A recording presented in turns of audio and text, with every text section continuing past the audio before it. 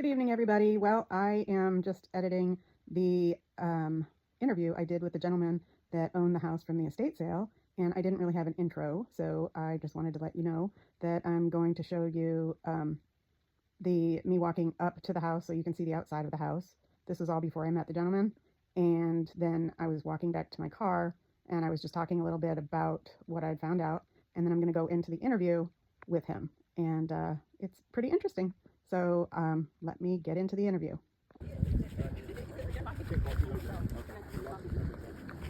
So I drove over an hour to get here, and it looks like it's going to be a great sale. I had to go through, I don't know where, all over.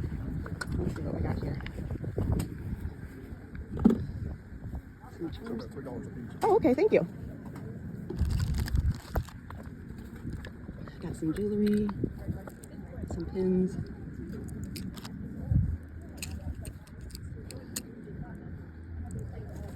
Somebody got a charm in chemistry. And science.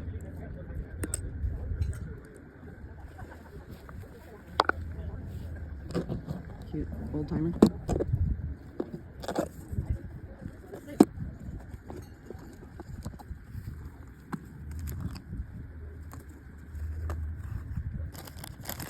Stamps.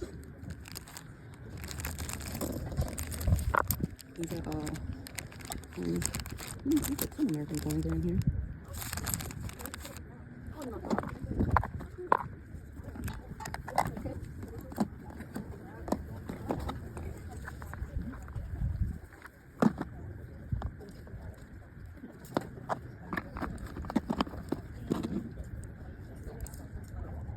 Beautiful mother of pearl pocket knife. Silver bolo. Okay, let's go inside. Oh my goodness, I love this house.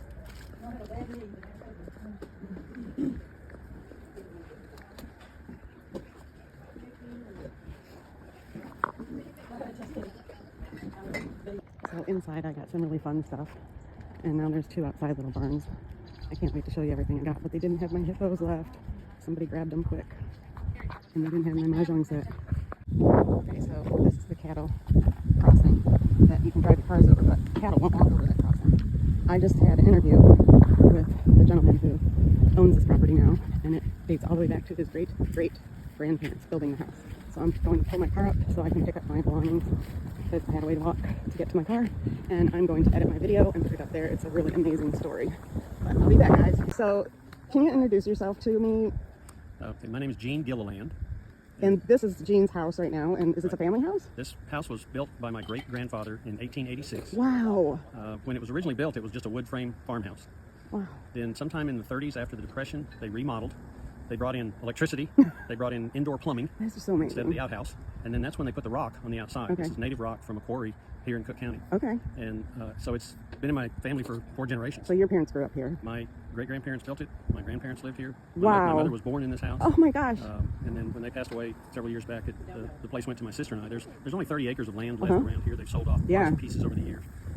My sister didn't have any interest in the place, so now my wife and I have sole ownership, inheritance of the place.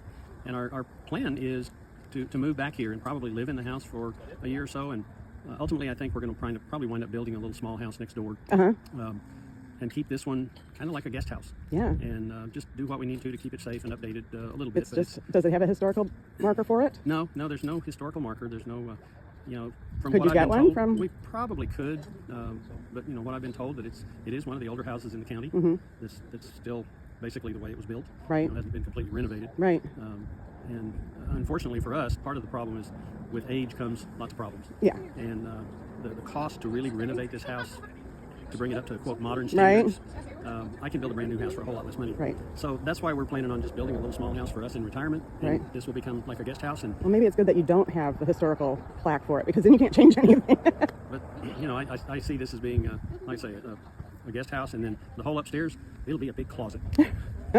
Well, you got some nice back garages, not even garages. Those were way nicer than a lot of garages. Well, and that's probably where we're going to wind up building the house. We envision basically tearing all those up, the shop and the garage and stuff down, because It's wonderful. They're vintage as well. I know, it's And, one. Oh, I just you know, felt there's a lot of that I felt the heart and soul in there. yeah, between things that my grandfather and his great father. So his your great grandfather. great grandfather. So what did he do as a profession? Like, what was his? I don't really even know. Basically, he was a farmer, as far as I know. They originally had 240 acres here. Okay. That were part of the original plot of land that they got back in the 1800s.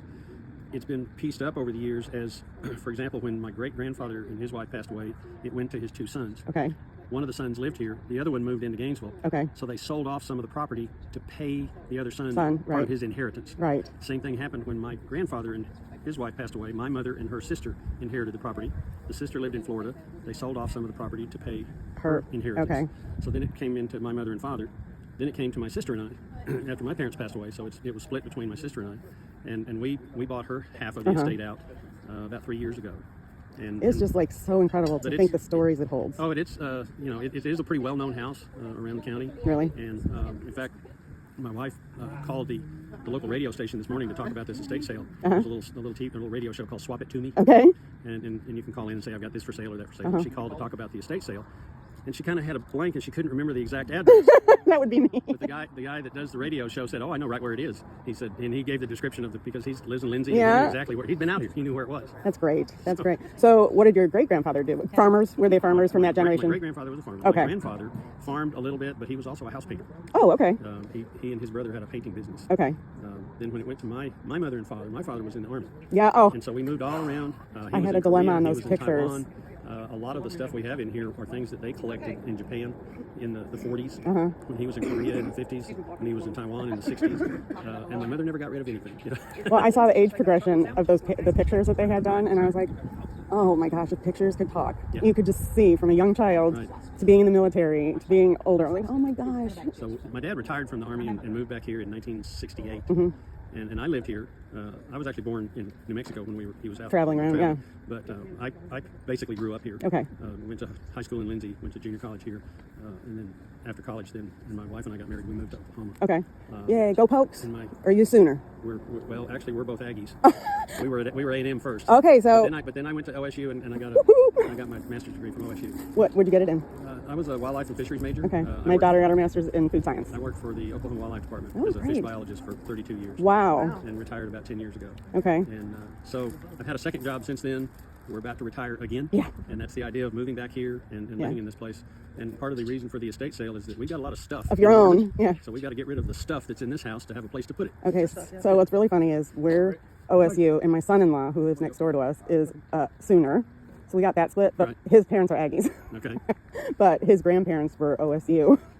So my wife and I are both A&M. In fact, we met at A&M. Okay. Her family farm is 9 miles as the crow flies. Wow. Over north of And they Munster. still own that? But we didn't know each other. You had to go to May, yeah. until we met in college. So they still own their farm? Because I love going to family Munster. does, yeah. We love the German Her older grocery sister store. owns the property now. Wow. So That's so nice. yeah, it's a lot of connections, and we've seen a lot of folks out here today that know the family Mm-hmm. and had connections with my grandfather on my father's side had a grocery store in Gainesville called Okay. Gilliland Grocery. Okay. That a lot of people, it was on California Street, a lot of people knew about it. inside say, oh, these were the people that owned the grocery store. Yeah, so there's some connections there. Yeah. that people remember. Well, I really appreciate you giving me the time to put it on my 300 plus channel. There you go. Maybe you'll get 301. Thank you. Thank you. So I only showed a little bit when I walked into the house, but I wanted to explain a little bit about the house. And you could tell that it was built in the 1800s. It was very utilitarian. It was like the family room was downstairs, and right when you walked in, you'd go up the stairs to the right.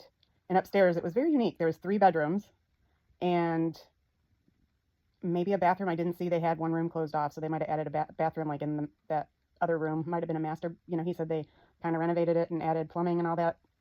So I didn't see a bathroom, so it might have been in that bedroom. But there was 2 bedrooms and one closed off.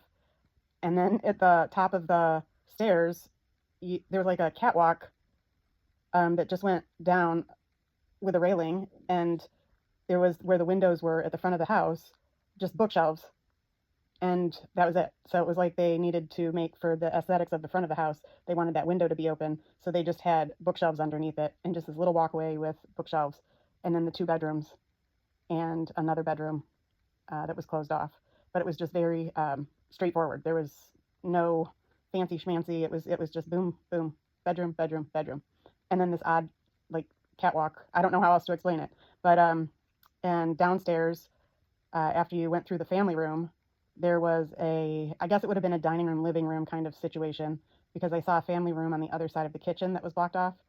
But the kitchen was like a galley kitchen, and it went out to the backyard. But it was a really narrow galley kitchen, and it had pretty much all the old cabinets. And I did end up buying, which I forgot to show in my haul, these metal trays like you get your food in school. I think they were plastic trays maybe by that time some of us went, but they were metal little trays that had the food dividers in them. And just all the appliances were old, old, old. And there was she had tons and tons of canning jars and like peelers that were attached to the countertops. So it was definitely it was built to be used, and it wasn't built to be pretty, if that makes sense. But it was so welcoming. It was so, you felt at home there. It was the weirdest feeling. That's why I was like intrigued, and I was asking people about it. And I just wanted to share that with you guys. But I hope you enjoyed it. And if you like this, please give it a thumbs up and share it with somebody else who might enjoy it. And remember, don't give up, because I'm not giving up.